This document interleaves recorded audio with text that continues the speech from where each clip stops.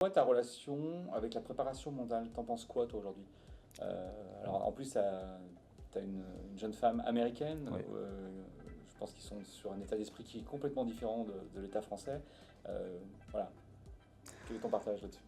hyper intéressant. Moi, ça fait partie pour moi des critères pour être un bon chef d'entreprise. C'est propre à chacun, hein. Bien Et sûr. moi, en tout cas, il y a un critère qui est hyper important, qui sort tout le temps dans mon top 3, c'est la gestion des émotions. Et d'un point de vue mental, je pense que la gestion des émotions est hyper intéressante. Alors, je l'ai encore plus déployé justement avec un sport comme la boxe. Mm. On peut s'entraîner pendant 10 ans, 3, 4, 6 fois par semaine. On peut faire tous les mouvements qu'on veut dans un sac sans pression. C'est comme un tireur de pénalty au foot ou un tireur de pénalité au rugby. Il la passera 100 fois sur 100 à l'entraînement. Le jour du match, le jour de l'événement, il faut être à la hauteur, il faut assurer. Et aujourd'hui, voilà, moi je travaille beaucoup sur ça, sur cette gestion des émotions constante de manière générale.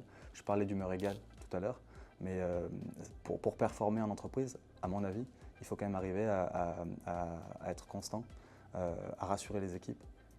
Pour emmener les équipes avec nous, il faut pouvoir donner du sens, mais surtout arriver à les rassurer. Et je pense qu'au quotidien, c'est quand même bien d'avoir des chefs d'entreprise.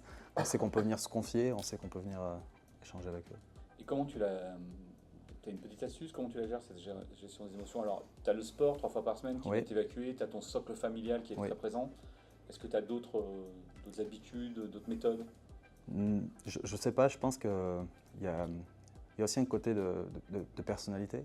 J'ai une personnalité qui fait que je ne ressens pas le stress de manière générale. Ça tombe bien, c'est ma question d'après. Oui, mais non, mais c'est vrai. Ou c'est pas que je le ressens pas, c'est que je l'appréhende plutôt facilement. D'accord. J'ai des amis qui en rigolent. Ils me disent que t'es un peu comme une IA. C'est robotique. Mais dans ma tête, il y a un événement qui soit contraire ou pas, qui se présente. Souvent, ça se résume en est-ce que je peux y faire quelque chose? Oui ou non? Si je peux y faire quelque chose, oui, j'agis. Si je peux rien y faire, non, on passe à autre chose. Et je suis très comme ça au quotidien. Et je me mets vite en mode, voilà, une nouvelle terrible, un manager qui pilote un gros centre de profit dans un magasin qui va partir.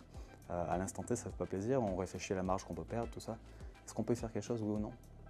En enquille direct, mais enquiller direct, ça prend pas 2 semaines, quoi. Pour moi, ça prend vraiment 10 minutes, quand peut-être pour d'autres, ça pourrait prendre plus de temps.